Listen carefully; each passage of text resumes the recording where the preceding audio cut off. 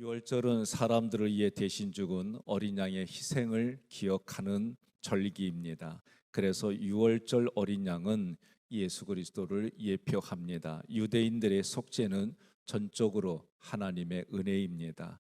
어린 양의 피에 의해 주어졌다. 이것이 내 힘과 능력이 아니라 하나님의 은혜입니다라고 고백하는 거예요. 당시 종교 지도자들은 유월절을 이용해서 자신들의 유익을 챙겼습니다. 20세 이상 남자들은 매 해마다 3번 절기 때마다 예루살렘에 올라갔습니다. 이들에게 있어서 이 절기는 목숨을 걸 정도로 중요하게 여긴 절기입니다. 그래서 예루살렘에 모인 숫자가 그 당시에 남자 장정들만 말하면 13만 명 정도가 모였다 그래요. 여자와 아이들, 노인들까지 합하면 그 수는 한 100만 명 정도가 되지 않겠느냐 그렇게 추정을 합니다. 대부분의 사람들은 자기가 잘 곳이 마땅치 않으니까 오늘날로 우리가 쉽게 이해하면 텐트를 치고 그 안에서 일주일 동안 유숙한 겁니다. 이 당시에 어린 양으로 제물로 바쳐지는 양의 숫자는 대략 25만 마리가 된다고 그래요. 제물로 바쳐지는 어린 양이 들어가는 문이 따로 있어요. 이게 양의 문, 양문입니다. 그 옆에는 연못이 하나 있는데 베데스다 연못이 그 양문 옆에 있는 거예요. 그래서 이 당시에 순례객들이 예루살렘에 들어온 순례객들이 성전에 들어가려면 세금을 내야 됐습니다. 그래서 그 세금은 이 당시에 장정들이 이틀치 일하는 그런 임금에 해당되는 거예요. 유대 화폐로 반세겔입니다. 이 반세겔을 성전 들어갈 때에 세금으로 내는데 종교 지도자들이 모여 있는 단체가 사내들인 공회의예요. 그래서 여기서 그 반세겔의 반을 자기들의 이익을 위해서 가져갔어요.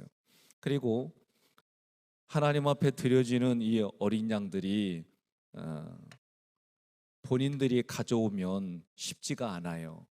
먼 시골에서부터 가져오다 보면 이렇게 저렇게 힘든 일들이 생겨요. 그러니까 그것을 바꿔주려고 돈을 바꿔주고 그리고 재물들에 대해서 하나님 앞에 흠 없다, 하나님 앞에 티가 없다 그런 양으로 바꿔주기 위해서 양들을 준비하는 거예요. 문제는 이 양들을 점검하는 사람이 누구냐? 대제사장들이에요. 그럼 이 사람들이 이 부분들을 점검할 때에 자기네들이 기르고 자기네들이 관리하는 거에서 그걸로 다 바꿔주는 거예요. 그러면 뻔하죠? 그걸 다 팔기 위해서는 온전한 걸 가져와도 불합격 처리하니까 그 사람들은 울며 겨자 먹기로 비싼 값에 그들이 준비한 양들을 살 수밖에 없는 거예요. 이런 상태가 되어지니까 유대 화폐로 바꿔주는 환정상도 있고 또 재물을 바꿔주고 사고 파는 사람들이 있는데 그 당시에 크게 4군데가 있는데 심지어 성전 안에까지 이런 일들이 있게 된 거예요. 이것이 지금 오늘 본문 말씀의 시대적인 상황입니다. 그런 상황이 돼 버리니까 여러분 예배를 드리러 온 것이 목적이 아니라 행사가 돼 버린 거예요. 예배를 드린다라고 하는 것은 무엇이냐? 내가 하나님과 교제한다. 하나님과 교제한다는 얘기는 오늘 하나님의 말씀이 나에게 살아있는 하나님의 말씀이 나의 영혼과 골수와 나의 모든 것들을 감찰해 주시는 줄로 믿고 생각해 주시는 줄로 믿고 그 말씀을 통해 내가 주인이 되려고 했던 나의 생각을 내려놓는 거예요. 예배는 오직 하나님만 높이 올려드리는 거예요. 이런 생각들은 사라지고 뭐가 됐느냐? 행사 위주로 된 거예요.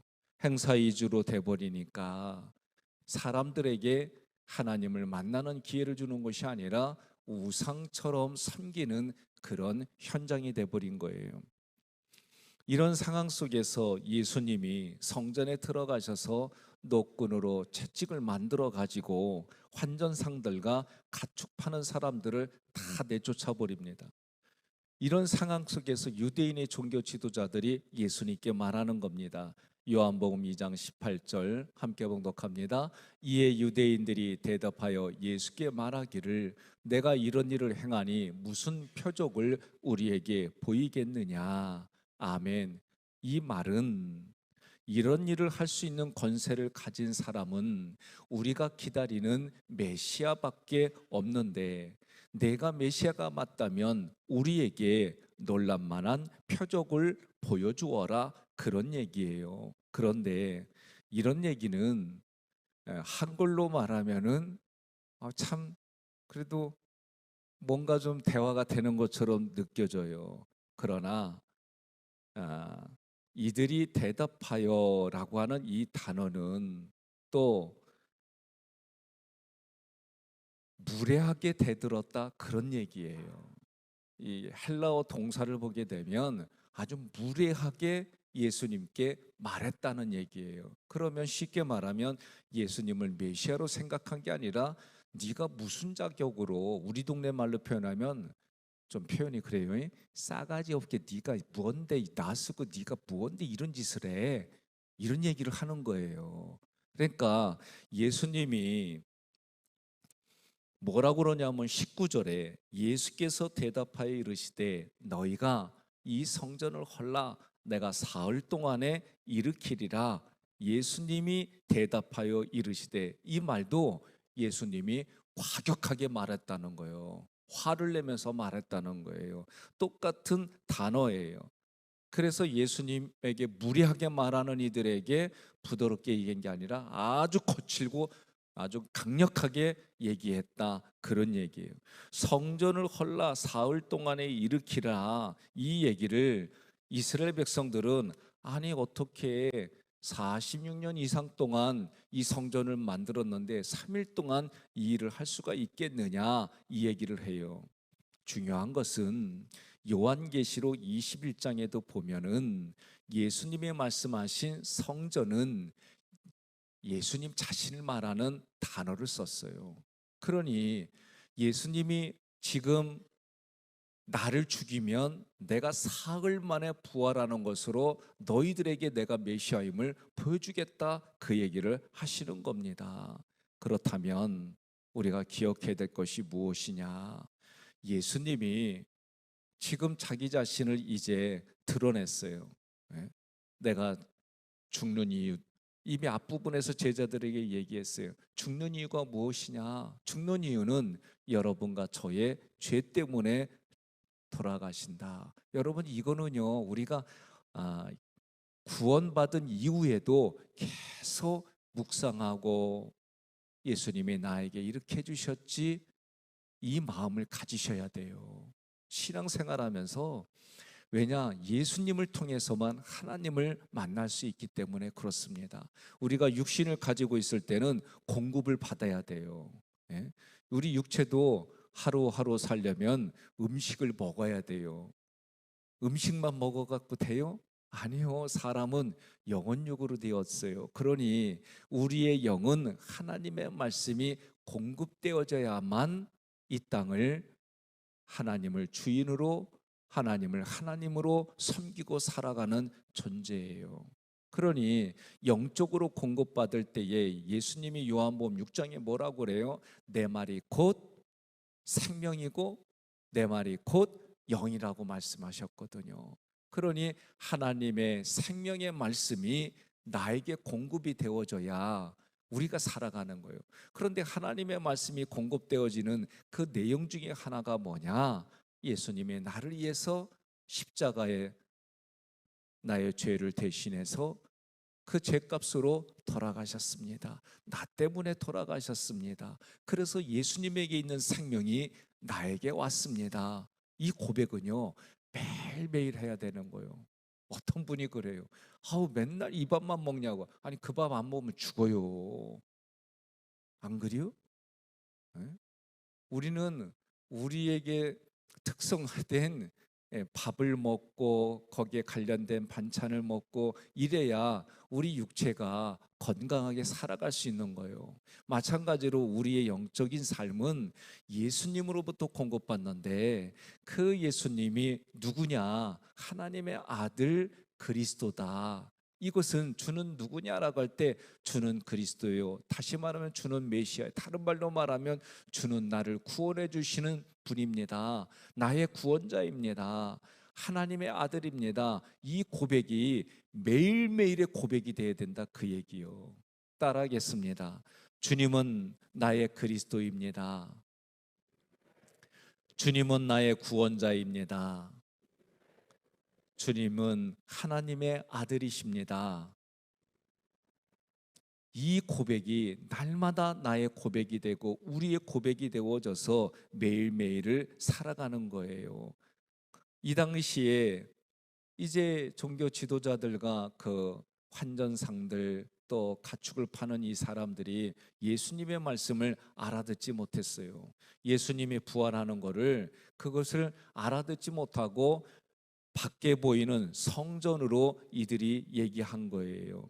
중요한 것은 오늘 이 말씀이 있기 앞뒤로 무화과나무 얘기가 있습니다. 무화과나무는 무화과나무가 가르쳐주는 핵심이 뭐냐? 오늘 말씀하고 같은 맥락이에요. 다시 말하면 무화과나무가 때가 아닌데도 불구하고 예수님이 뭐라고 그래요? 열매를 찾았다고 그래요. 때가 아닌데도 불구하고.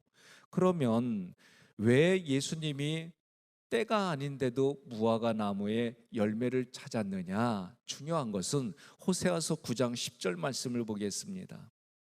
함께 봉독합니다. 옛적에 내가 이스라엘을 만나기를 광야에서 포도를 만난같이 하였으며 너희 조상들을 보기를 무화과나무에서 처음 맺힌 첫 열매를 봄같이 하였거늘 그들이 바알보올에 가서 부끄러운 우상에게 몸을 들임으로 저희가 사랑하는 우상같이 가증하여졌도다. 그들이 바알보올로 갔어요. 하나님을 찾아야 되는데 바알보올에게 갔단 말이에요. 왜 그렇습니까? 이게 마음이 타락하면 그래요. 그러니까 매일 타락하지 않으려면 우리의 영적인 생활 속에 하나님만이 하나님이십니다. 하나님이 나를 도와주셔야 됩니다. 하나님이 안 계시면 나는 아무것도 아닙니다. 이런 고백이 매일 내 삶의 고백이 돼야 되는 거예요.